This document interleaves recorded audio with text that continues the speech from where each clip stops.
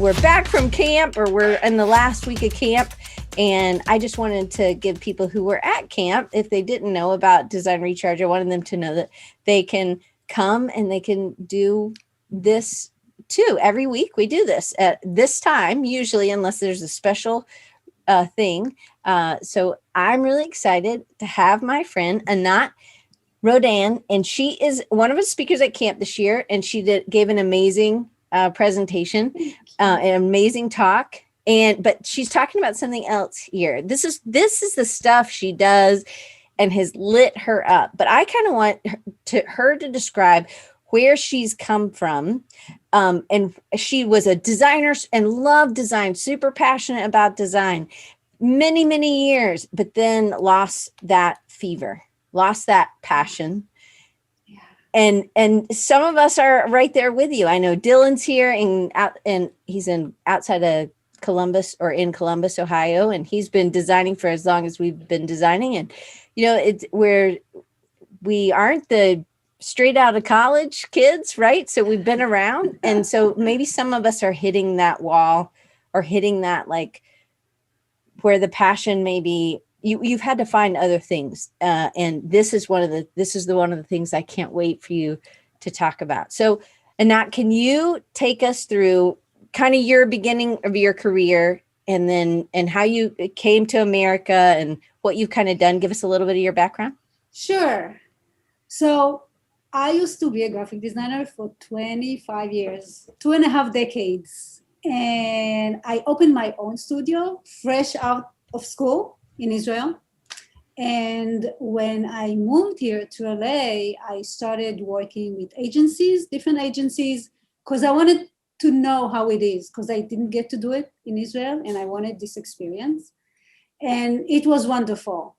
But then after 9/11, I moved home, and I started freelancing for agencies and some clients. And at some point, I just lost my passion and for design. And I freaked out, because design was everything to me. I mean, I lived and breathed design, everything. And, I did it since I remembered myself. And on my journey to find my passion, I found brand strategy. How did you find brand strategy? Like, how many years ago and I mean, you'd been doing it. You just maybe didn't know what it was called. Right. Oh, definitely. Okay. Brand strategy was something I was looking for all my career. I mean, I didn't know it had a name. I didn't know what it was. But when I found it was, oh my gosh, like a aha moment for me. Because, I found it through Christo. And actually, the first video, I think, that I saw from Christo was about logo and pricing logos. And oh my gosh, he was the first one talking about prices, and it blew me away. And then I was looking at Sagi Haviv. He's an Israeli guy. He works in New York. He's creating logos. And he's a good-looking guy. I said, oh my gosh, he's an Israeli guy. Wow, such a good-looking guy. So I watched the video.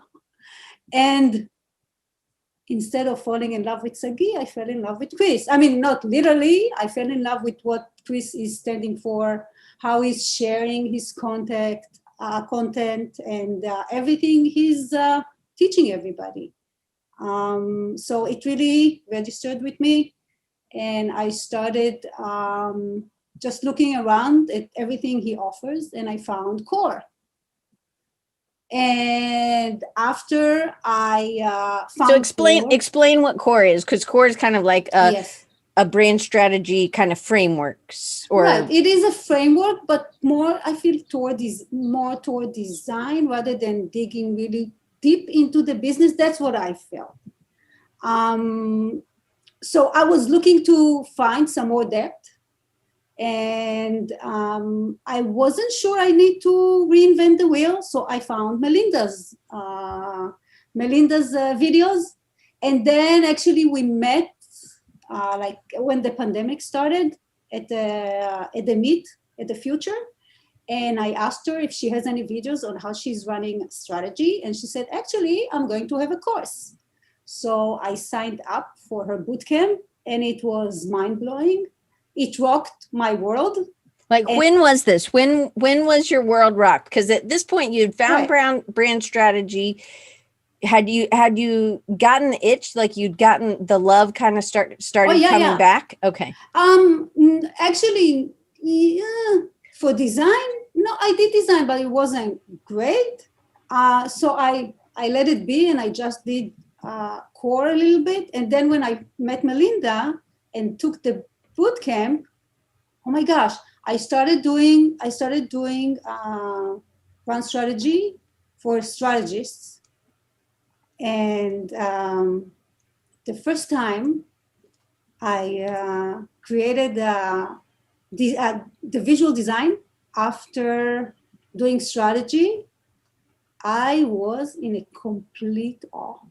I was in shock because everything fell in the right place.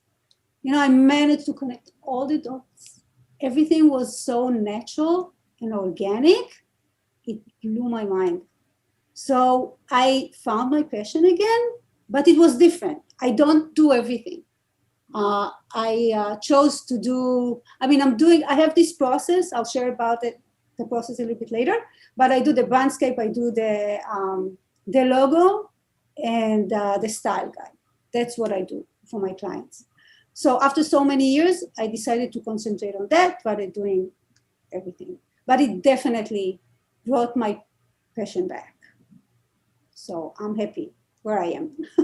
Okay, so then explain a little bit what you do now and what does a typical client look like? So you went from still doing design, doing logos and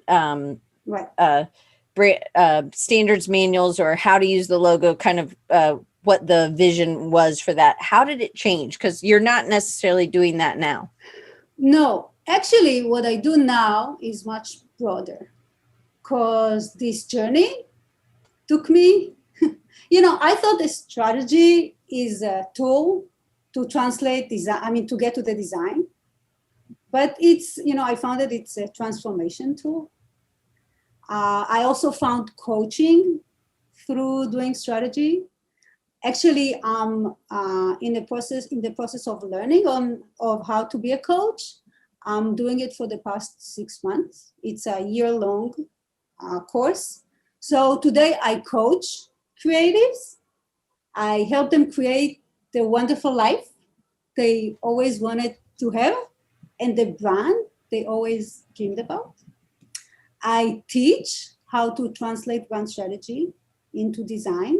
Because you saw a hole, right? Oh, because there definitely. was Oh my gosh. So tell them a little bit about that, or are you going to talk about that in what you're going to teach us? No, what happened when I found this amazing place where I found my passion again, I shared it with other strategists.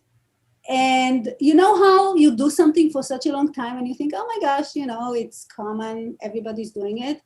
And they found it interesting and thrilling.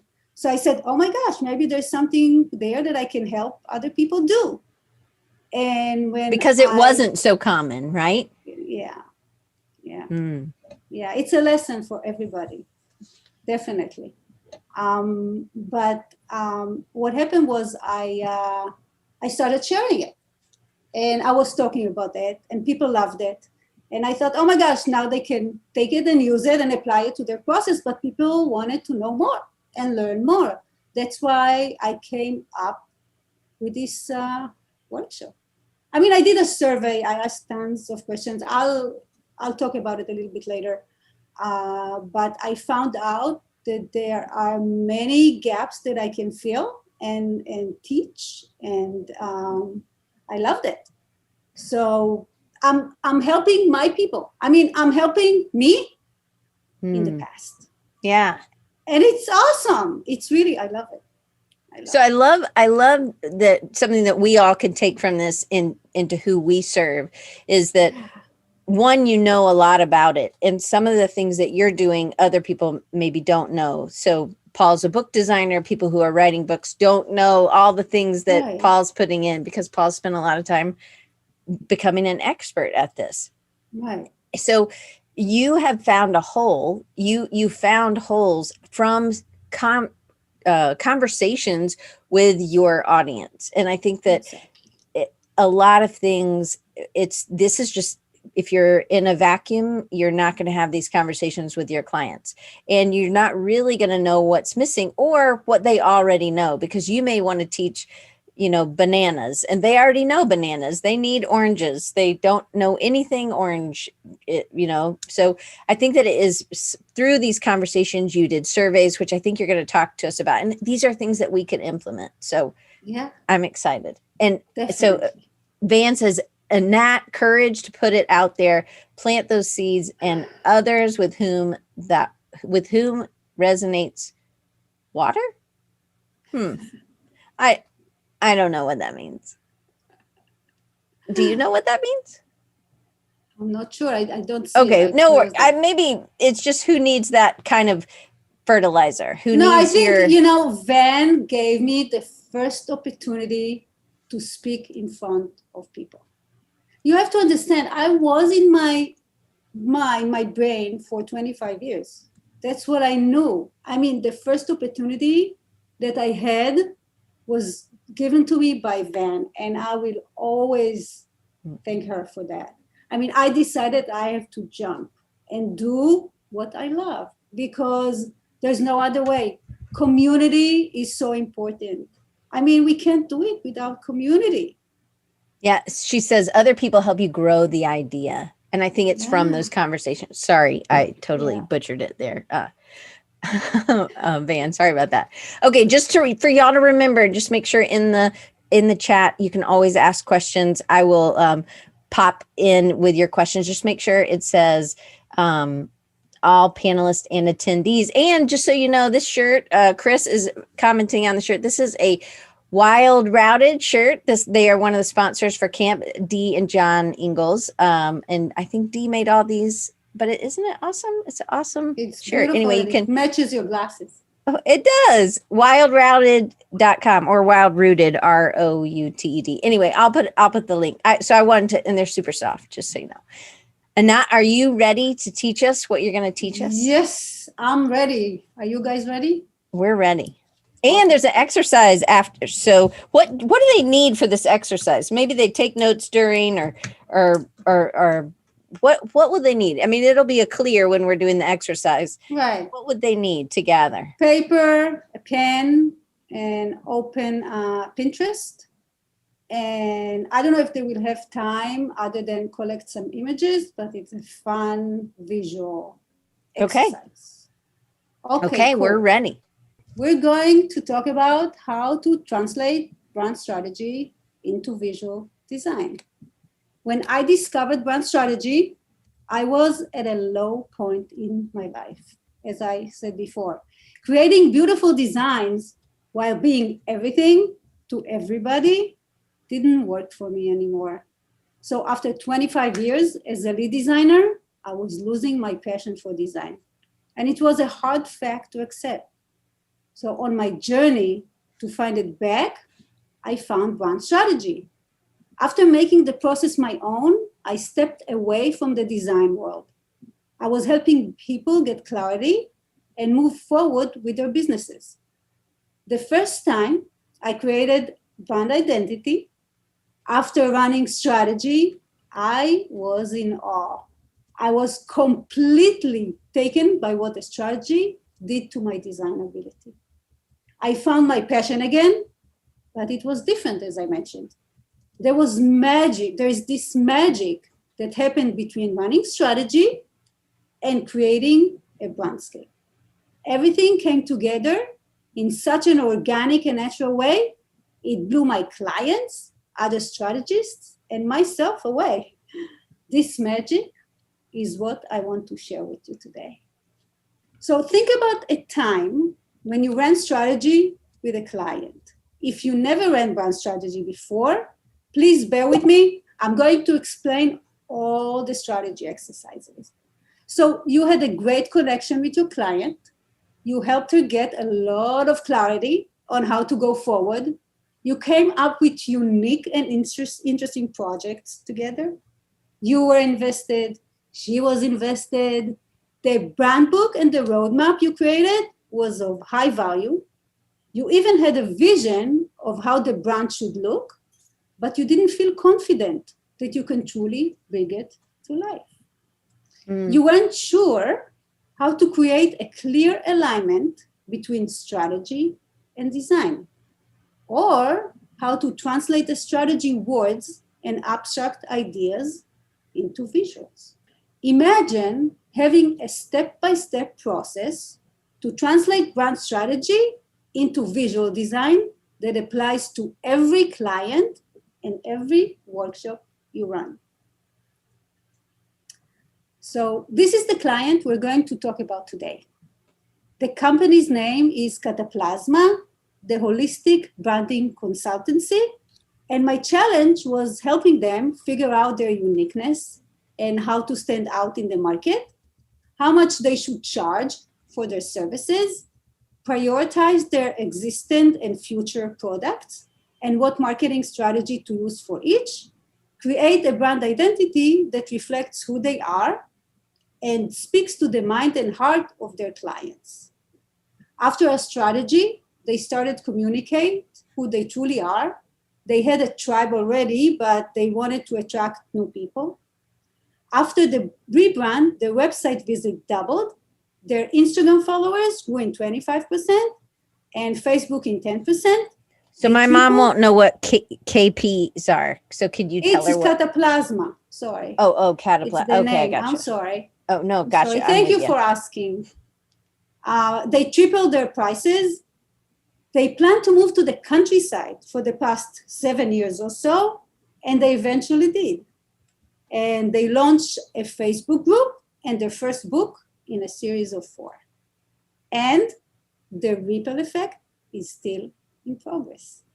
I have to say, it's a wonderful feeling to see how much they grew because of our co-created strategy and the rebrand, and definitely their hard work. It doesn't happen just because. I also wanted to mention that together we created their logo and their style guide. Everything else they did themselves. That's why I said, that's what I chose to do. I also work with a lot of strategists and designers, and they know how to apply everything. So this is the process I use to translate brand strategy to visual design. Step 1, condense brand strategy. Step 2, translate words into images. Step 3, create visual design.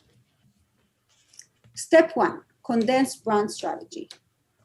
There are 3 steps to condense brand strategy. The first step is to capture the brand essence. You start by examining the company from the inside out to capture its essence. People don't buy what you do, they buy why you do it and how it makes them feel. So is that what essence is, essentially? Like how it makes people feel? I think so. I think it's a core. I always think when Anat is drinking her huge glass of water that Anat is either a really, really tiny person. Show them how big that glass is again. But it's not. It's a really big glass. Yeah. It's a huge glass. I'm sorry. I know it. No, I think it's great. I think it's a funny break. Okay. But yes. The essence of the core. It's the core idea of the company. So what I wanted to say is that, you want to communicate, who the company is and why it exists. You're looking for the core, the central idea of the company. And you base the look and feel on that idea. People connect to stories. Mm-hmm. Every brand story begins at the intersection of the company's truth and its customers' needs. Did I answer your question, Diane? Yes. Okay, I'm just trying to make it clear for my mom. Of course. So how do you do that? You use the why question. You dig deep into your client and her business backstory. Then you'll use the uniqueness exercise. It's a discussion about what makes a company unique and stand out in the market. Our example for Cataplasma's essence is Teki Shaman. The owner, Sebastian, is a marketer and a healer, and he's very spiritual. This is the reason of the existence of his company and why people are attracted to him. The second step to condense brand strategy is to define the look and feel goals. You need to know where you're headed before you start the design. While you work on the brand identity, you need to refer to your goals and make sure you're always aligned with them. Knowing where you're headed will save you time and give you the needed constraints to build a specific, unique, and flexible system. How do you do that? You're going to use the brand attributes exercise. In this exercise, you find words that describe who your client's brand is, who they serve, and what makes them unique. You're also going to use the brand gauge exercise. It defines the personality of the brand on a spectrum. Which other brands are they like, and how do they compare to their competition? This is the example for Cataplasma's look and feel goals. Modern, but not stiff. Natural, but not drab. Rustic, but not rough. Refined, but not luxurious. Serious, but playful. Be specific. Paint a picture of what the brand look and feel is and what it's not. Diane, I saw a look on your face. Do you have a question? Nope. I just like that. I like that you're defining not just modern, natural, rustic. So this is something that I hadn't ever thought about giving that extra, but not. So I don't know if that seems like a really nice, a nice play, because sometimes the words on their own are not enough. If you said natural or refined, right? So I love this, but not. I just haven't ever seen this. So I'm just writing it down. Yes, cool. There's one more thing. You know, when you say modern, you mean one thing. When I say modern, I mean something else. And it works, you know, the same for your client. You never know. That's why you want to be specific and ask the right questions. The third step to condense brand strategy is to distill the look and feel. You're going to build a unique look and feel by finding repeated patterns in words, insights, and ideas you came up with during the strategy sessions. The look and feel is based on juxtaposing two words that represent the brand to inspire images and create interest. The words you come up with need to carry enough ambiguity to allow the design to expand and evolve to grow with the company. How do you do that? You'll collect the words you came up with in the strategy and look for repeated patterns, a connection between certain words that paint the picture of the brand. This is Cataplasma's example. Words that represent refined, modern, high performance, leader, clear, clean. Words that represent simplicity, natural, subtle, rustic, also clean, clear, modern. The words nurturing, collaborative, empowering, empathy, healer, spiritual are connected to purity in my mind. Therefore, they're connected to simplicity. But I have a question. Yeah. So all these words, are these words that they were saying that they were describing? So it has that question also. Where do these words come from? Are these words that have been repeated by them? Exactly. And so you're not taking like one word and then doing like a thesaurus on them. No. Right? Okay. I'm taking what they said. I mean, I had more words. I just didn't want, but you know, the main idea, your intuition, but it's the why question. It's all the exercises we did together about their brand, about who they are. That's why, you need to dig really deep. That's that strategy part, right? This is the stuff that you're getting in the core, in the discovery, these conversations during strategy. So that And then you're putting it together like this. So then Right. refined simplicity is something that all of these, that you came up with, refined simplicity. Okay. Right. Yes. That's And your this- brain. Right. And these two words need to pull and create interest. I can see it in any fine art that I look at. It needs interest. There's something there that catches your eye. And for me, it's always this thing that is really, like exploding together and pulls off of each other. Okay. It create this tensity. Step 2, translate words into images. There are 3 steps to translate words into images. The first step is to create an empathy map. You want to make sure you know exactly who the company's ideal customer is. What does she think, say, do, and feel? You want to put yourself in her shoes and dig deeper. What does she see, hear, touch, taste, and smell? What does her day look like? Then you start translating the ideal customer experience into tangible images. Your client's customers are the most precious asset she has. You design the brand identity to talk directly to them, to make them fall in love and stay in love with your brand story and products or services the company offers. How do you do that? You use the customer persona exercise. It is about the characteristics of the company's ideal customer. Who is she? What does she do? And what are her wants and needs? Cataplasma's ideal client is Justin. He's a passionate artist who's working as a software architect. His goals are to live off the wearable art he's creating, traveling, and being location-free. He wants to feel appreciated, recognized, and valued. He wants to help others overcome hard time through art. He's 35, single, and lives in Austin, Texas. The second step to translating words into images is to create a brandscape.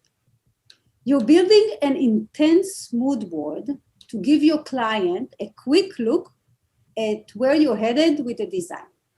You want to make sure you're on the same page and get her blessing to go forward. Do you always do that step? Yeah. Yeah. Okay. So that's helped you be successful. Did you do that all throughout, even long time ago? I didn't know I was doing it. I always did kind of a brandscape, not intentionally. That's how, my brain worked. But I came up, let me finish, because I came up with some, no, it's okay, some steps before to make it easier, because I know that for some designers and strategists, a brandscape is a huge deal. So let me talk about how I get there. Small steps.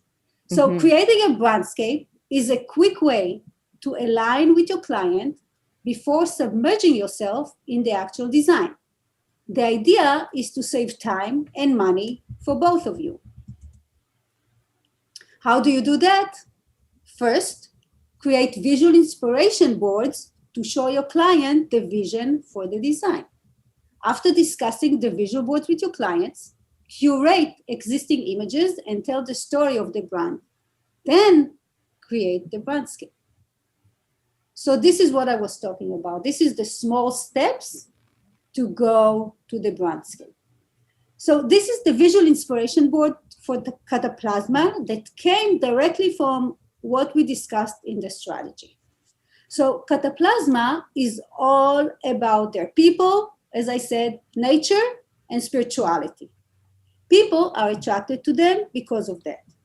Their big vision is to have a world that humans live in harmony with nature. So I turn to their world to create their brand. The connection to nature, the Venus project that I will talk about it a little bit later in the next slide, I think. Platonic solid shapes, the perfect ratio here, and the founder favorite superhero, Iron Man. Okay, So for the patterns, I got inspired from the futuristic buildings of the Venus Project here. So the Venus Project is an organization that proposes a plan of action for social change, a holistic, global, socioeconomic system that works toward a peaceful and sustainable global civilization. So my process here was moving from the Venus Project and the futuristic buildings to existing ones, to 3D patterns, to simpler 2D pattern. That's what I did for the patterns. Then for the shapes and colors, I got inspired from their love of nature and caring for a better world, Iron Man, the platonic solids here, and the perfect ratio. I also added, if you remember from Justin's empathy map, Justin's design for the color inspiration. The platonic solids are associated with the different elements: earth, air, fire, water, and spirit. So I attached colors to each. Make sense? I see you nodding. Yes, so yes. Okay. So my next step was to create the brandscape. So everything in the brandscape came from their essence, goals, empathy map, and the visual inspiration board. So let me make it a little bit bigger. I can show you what I mean. Okay, so Cataplasma is all about their people. Justin will be represented in their brand in every way possible. And this is the logo images that I pulled. I'll get back to it a little bit later.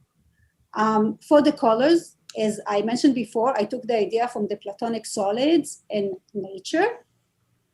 For the fonts, I chose Nimbus Sans for the main font and Muriza for the secondary font. Here, bigger. And then Butler Stencil, this font, for standalone and short statements and short headlines. And I'll talk about the why I chose these fonts a little bit later. We came up with an idea to create influencer outfits from the core value that we worked on in the strategy. So on the sweatshirt here, you can see how the shapes, patterns, colors, and words play off of each other. Packaging, an idea for an eco-friendly pack for the jewelry, part of the outfit we came up with. And everything here, by the way, most of it are curated images. Okay, when I need to because I added this, but everything else is curated. I'm just showing them where I'm going with the design, as I said before. For the images, so bold nature images to connect the modern look to nature, if you remember their look and feel goals. So this, the leaf, this, and this. Showing transformation here and here in a fun way to capture their tribe's imagination and understanding on where they can go with Cataplasma's help. Brand certificate, this one, using the golden ratio idea as a design element. You like it? Yes. Diane, I see your face. I'm sorry, I don't see anybody else. Inside of their material to convey the roots to an ancient wisdom, and website here and here, creating a warm and rustic look. Okay. That's awesome. Thank you. So I included this third step under translating words into images to make sure you align with your client through all the steps leading to creating the visual design. Make sure to check with your client every step of the way. You want her to be invested as you are. Explain what you're showing her. Talk about why you chose this direction. Make her part of the process. Your client will feel taken care of, seen, and heard. How do you do that? what you're designing is rooted in the strategy you did together, in her words, as we discussed, as we talked about. And she will feel she made the right decision and can trust you to go forward with the process. Explain how you came up with the idea for the design. Show the starting point and take your client along with the journey that got you to your design solution. Get creative. Step 3, create visual design. There is one step to creating the visual design. Design the brand identity. At this point, you know who the brand is and what it stands for. You came up with the essence of the company, the goals for the look and feel, and the direction of the design. You created the empathy map and the brandscape. All the scaffolding you did so far has led you to this point. Now it's time to put everything together. This is when your design abilities shine. How do you do that?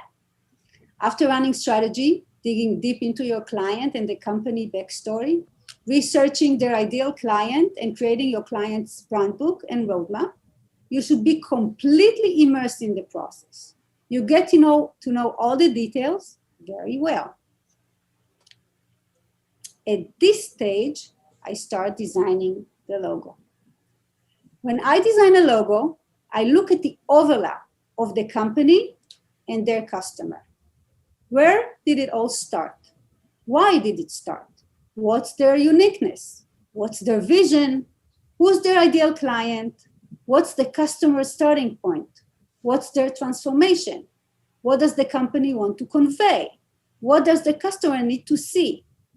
A logo should be simple, appropriate, and memorable.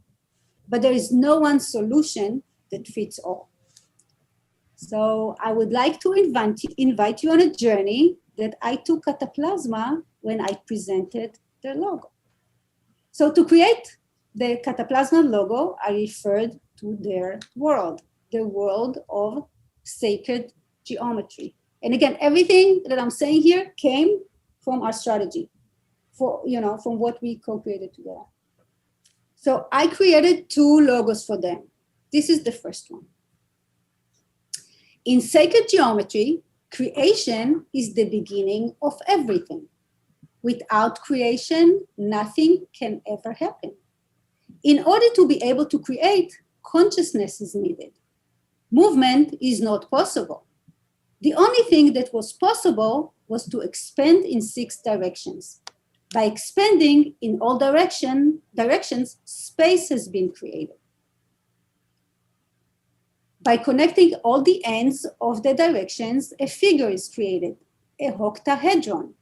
If you turn the 3D octahedron, you get a hexagon. I simplified the octahedron to a hexagon.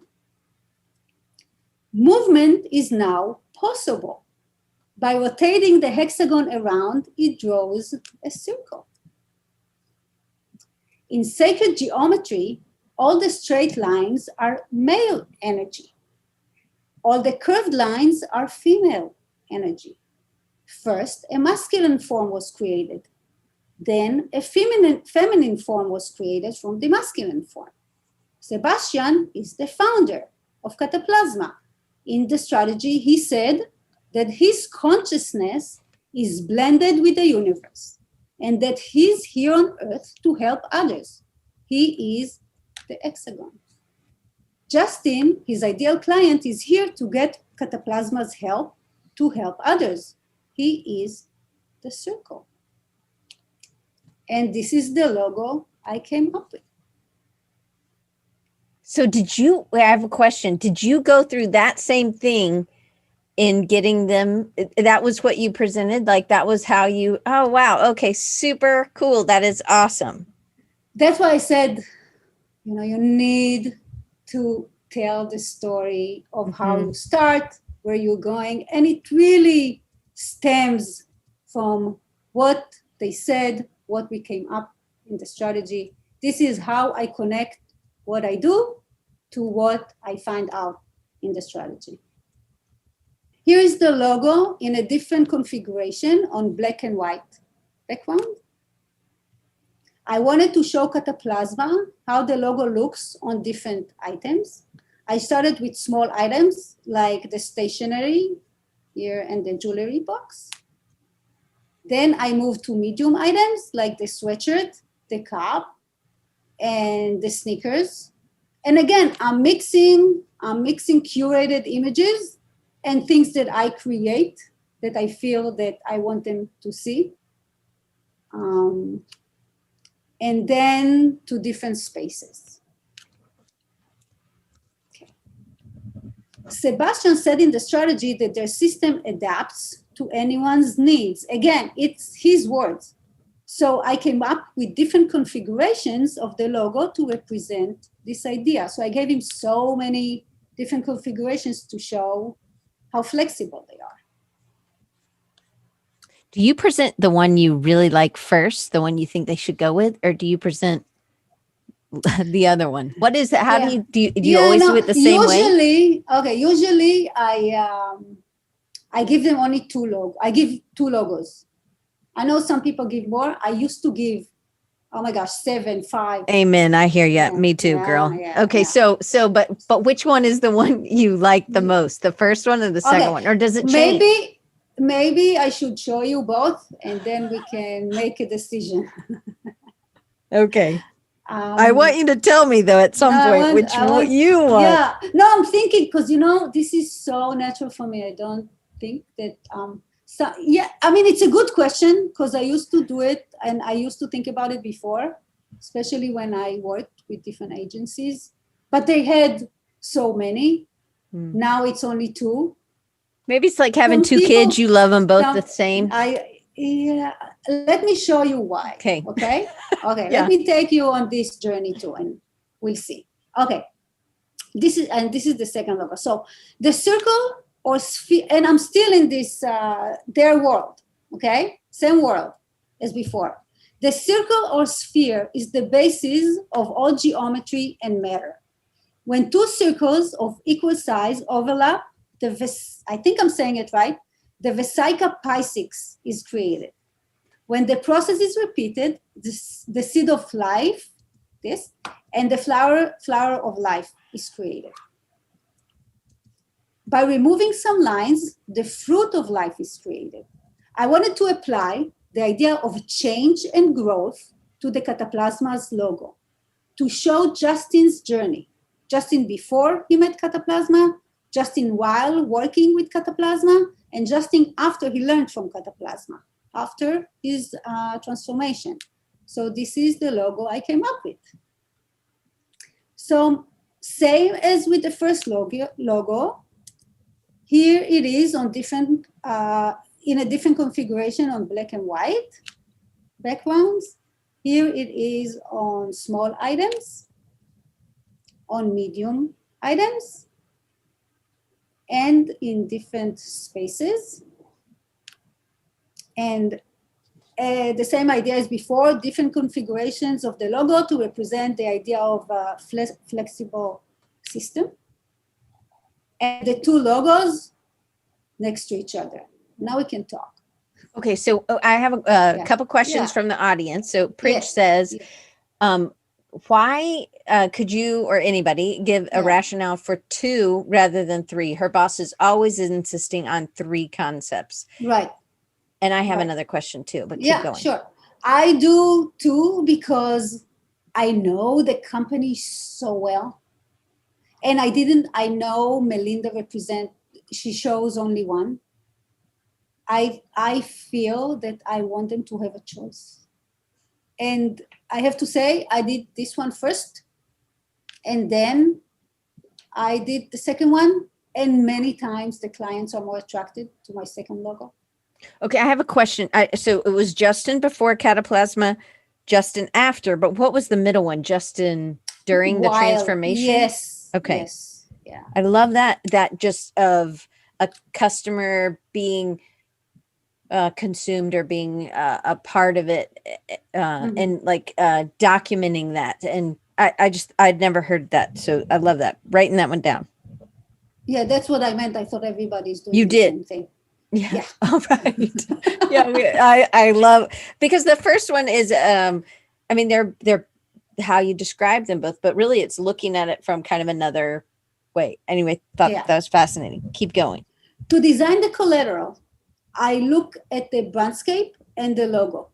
Usually I already have some pieces from the brandscape that I showed you that I designed myself. I use the brandscape curated images for an inspiration only.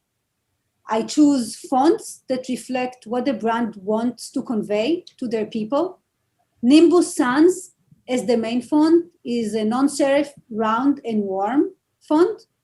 As a secondary font, I chose Muriza. I'm not sure I'm saying it right. It's a condensed slab serif refined font. And to create interest and playfulness between the two, for standalone short statements, I chose Butler Stencil. It has a natural handmade look. This is why I chose, everything is intentional. There's nothing like, oh, yeah. But those, you use the same in both. So the colors were the same and the typeface were the same in both. Everything is is there. They're very similar. Very similar. You talk about the logos? Yes. Yeah, very similar logos. So in the brandscape, and I have a question about this, is there a difference between a stylescape and a brandscape? No. What about a mood board? Is it the same thing, or it's different because it's not as, maybe a mood board's more of a feel and you're not really already choosing some of those. You mean my visual boards? Or overall? Like some people, it's semantics maybe, but it's like some people call them brandscapes. Yeah. Is that the same as a stylescape? It's the stylescape, yes.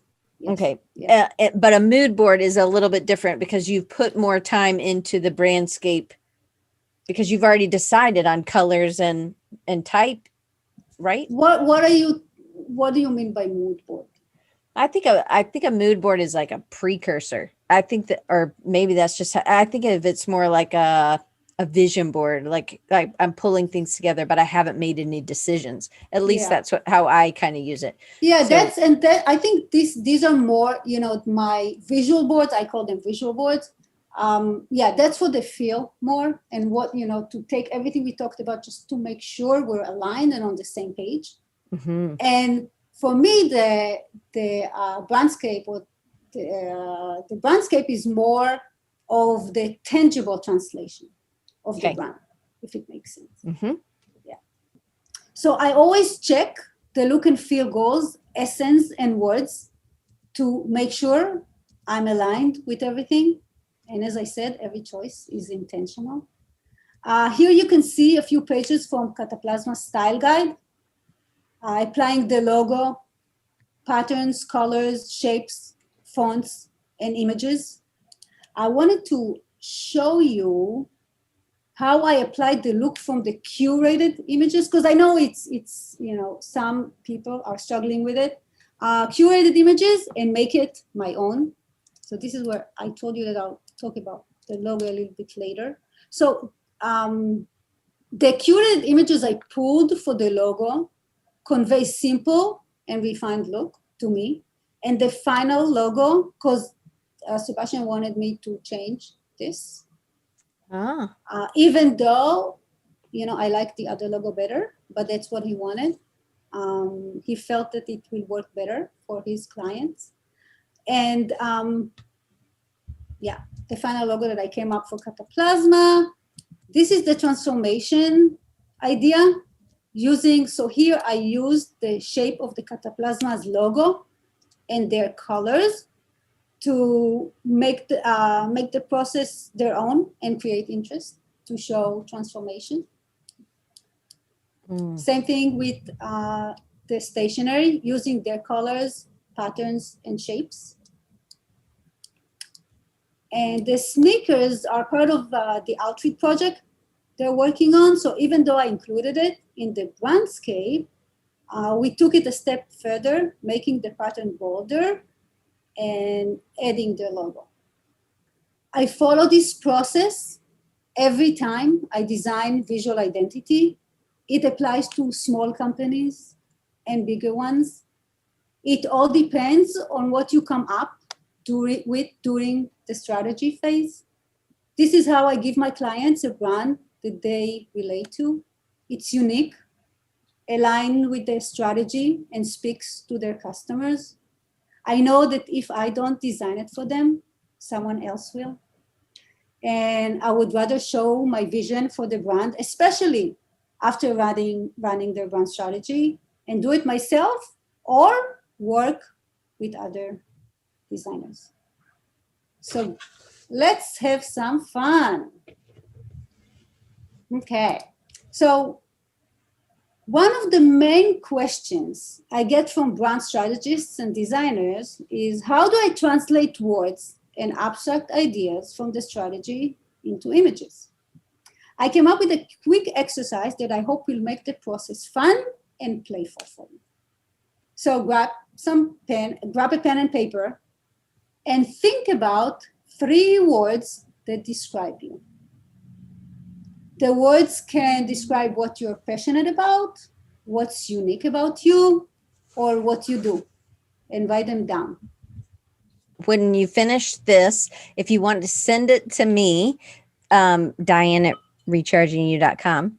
If you send it to me, then I will post it on, it'll be underneath it'll be on the page. So if you're listening or watching this later at rechargingyou.com/384, if you go there, then I will put just in the subject thing, say Anat's exercise, and then I'll take that PDF or the JPEG that you make, and then I will put it on and tell me what your handle is or your website, and I'll put it underneath it. And so then that way people have a way, and I'll make it a clickable link, and then that way we can all see what everybody did.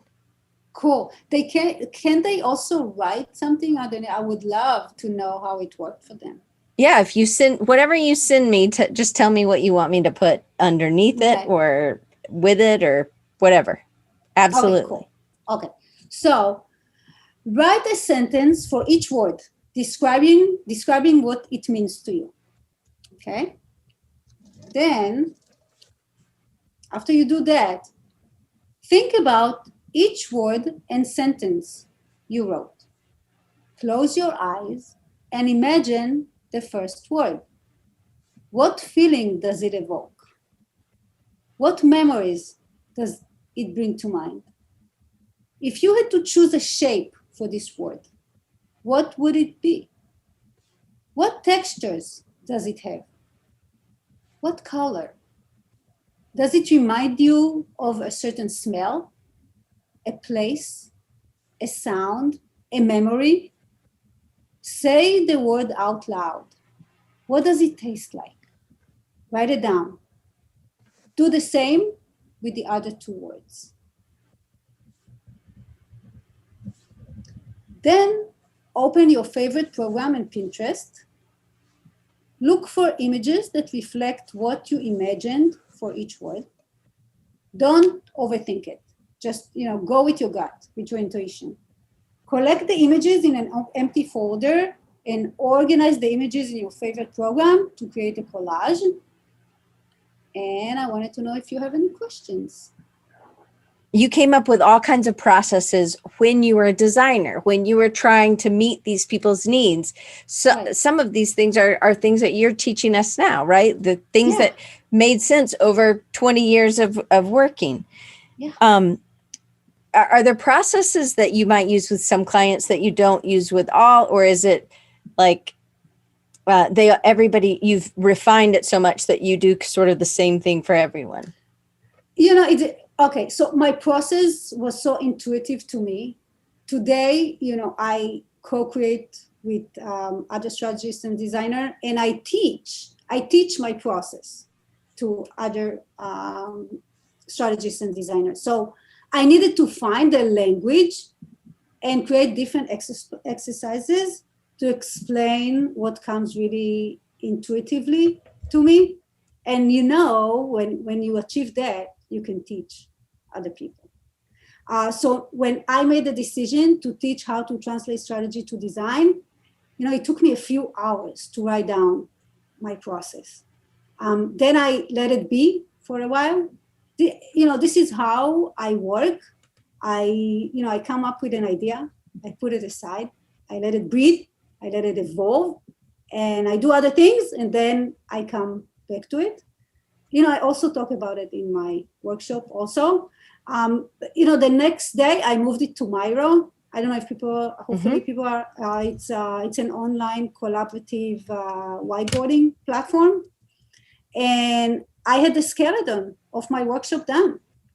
And then I tested it with my beta students, and now it's released to the rest of the world.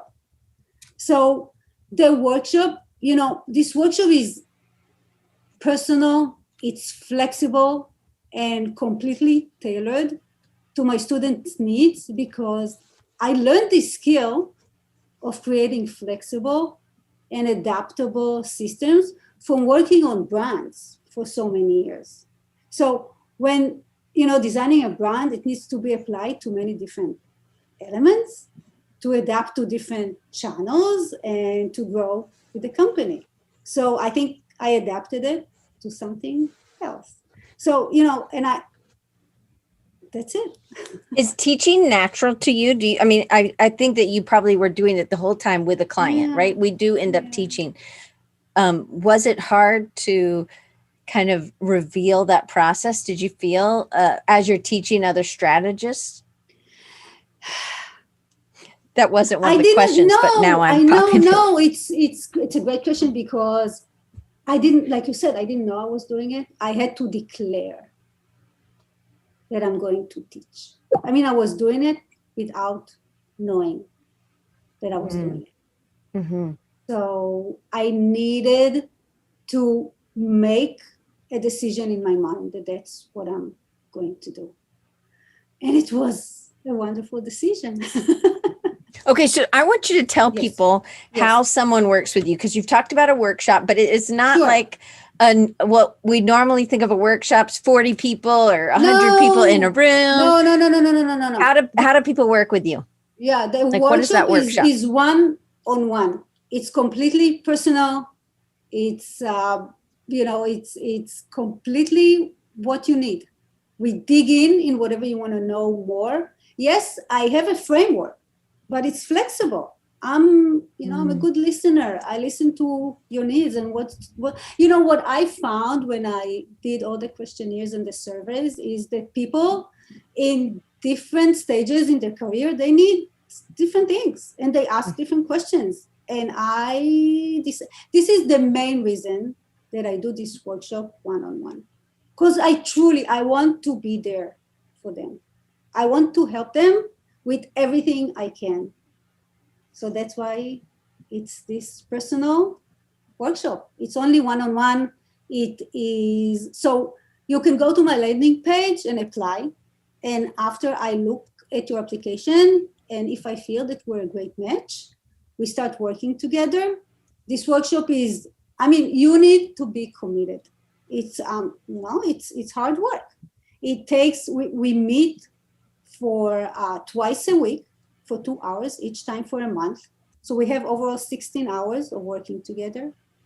And there are homework in between, but you don't do it alone. I'm there for you, all, for the whole process. I'll hold your hand if I need to. I'll push you if I need to, but I'm definitely there with you.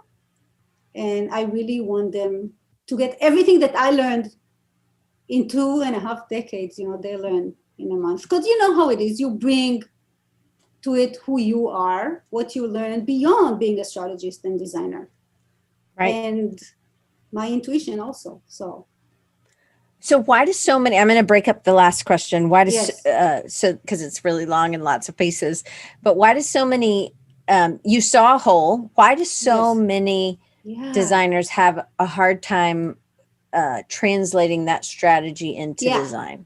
Yeah.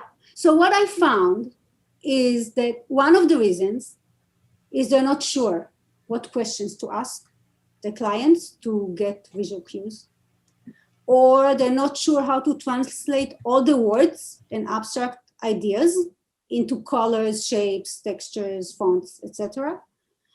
Sometimes they don't feel confident enough because they don't have a lot of experience as designers or brand strategists. Others feel they have too many choices and it's hard for them to choose the right design. Some feel like they copy the design from the curated images they pulled for the brandscape. And some want to make sure the clients see the connection between the strategy and the design, but they're not sure how to go about it. Some are not sure how to create a design that speaks to their client and also to their client's customers. I mean, they can't find the overlap. And other wants to create a design that evolves and expands to grow with the company, but they don't feel that they have the right tools to do it. So this is, it's also, I found that some struggling to maintain cohesive look for all the different elements and channels, and some are looking for the meaning behind their choices and make sure that they're aligned with the client. So there's so many different ideas on why people are struggling. So I teach all of that in my workshop. And we dive deep into, as I said, what they want to learn more about. And as I said before, this is the main reason. I do because I saw the pain and I'm there for them. I can give them the tools to go forward. I love that. Okay. So there are there's 3 ways that you've given me to make sure that, so there's a from strategy to design workshop. And that is that moment 8, the EIGHT.com, and then /from-strategy-to-design. And all that is, if you're on YouTube, it's right at the top, right underneath. If you're on rechargingyou.com/384, it's right at the bottom of all of this. And then there's also an empathy map download, which you didn't get into today, but that is something else that people can, and as they download these, they can get on your list and find out what you're doing, correct? Right. Do you want to tell absolutely. them? And then also on Instagram, they can follow you at Instagram.com/Anat Rodan, Anat Rodan. Super easy. It's an awesome, easy one. But so they get on, tell them, I want you to tell them why moment 8, because I know I asked this as well. Yeah. Because when I found brand strategy, it was an aha moment for me when I work on strategy with other people. There's so many insights that we uncover when we co-create together. It's a wonderful feeling to see it and be there for other people. So I wanted my company name to say something about that, to have, that people will have an inkling about that. So what I found when I was researching a name for my company was that our brain knows that we're going to have an aha moment 8 seconds before we are. So when I found out about it, it blew me away. So I decided to adapt it and call my company Moment 8. I kind of want to ask this question. So it wasn't one of my questions, but as I think about people who may not be as intuitive, or they're like not sure if they want to try brand strategy, or they're earlier in their career, and really they're getting this information. Somebody's translating it for them. Maybe somebody else has worked with you on this. So I think of, like, if I'm not a amazing illustrator for logos, that's not my skill set. So I might hire out for somebody to do the typography, custom typography, or I might hire out to do illustration. Yeah.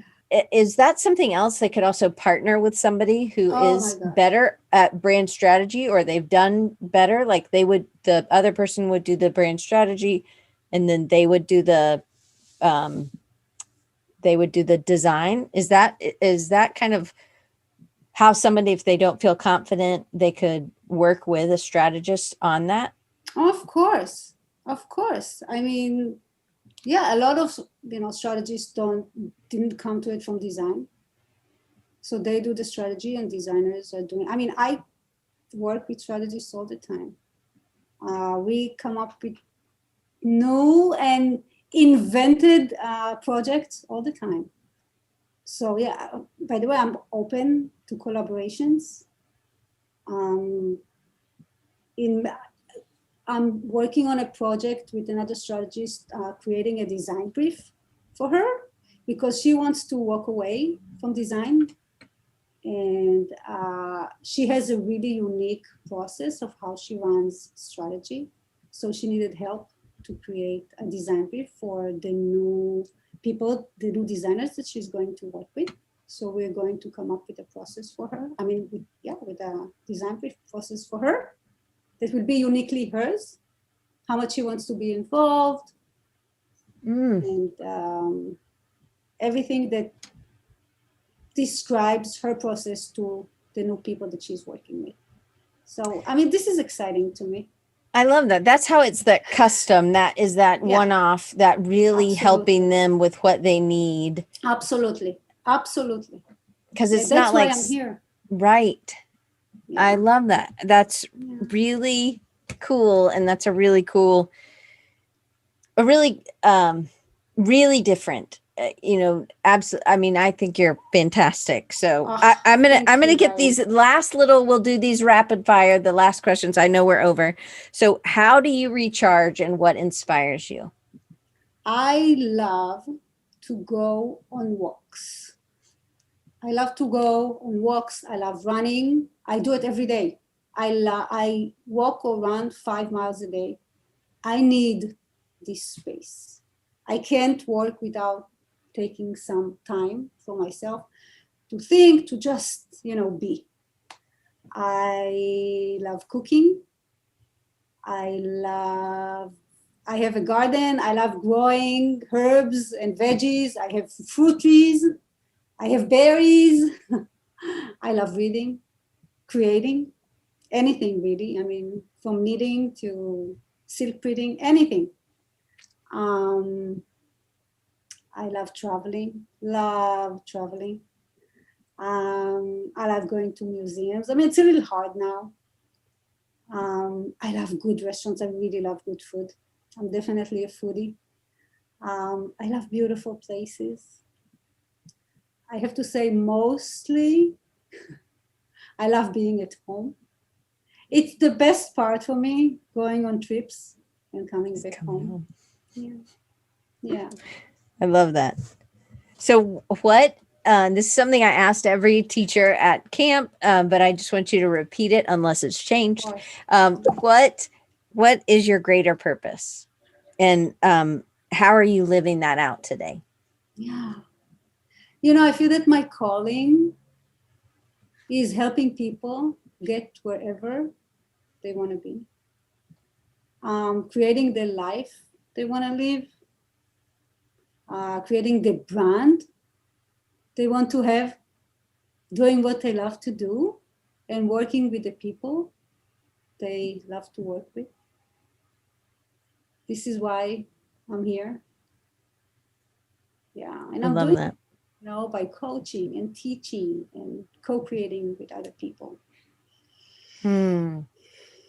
It's different than what you felt like you were doing before.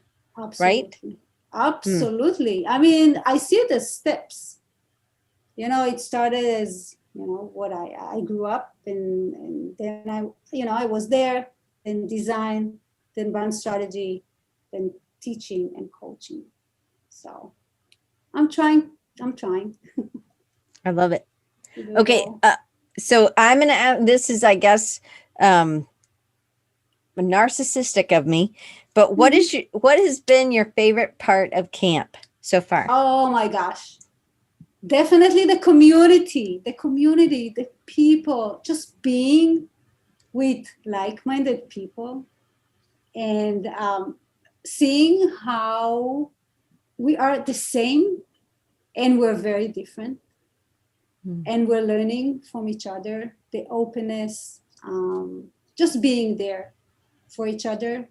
Another thing that I love is seeing how you bring, no, I'm serious, seeing how you bring everything together. For me, Diane, you're such an inspiration.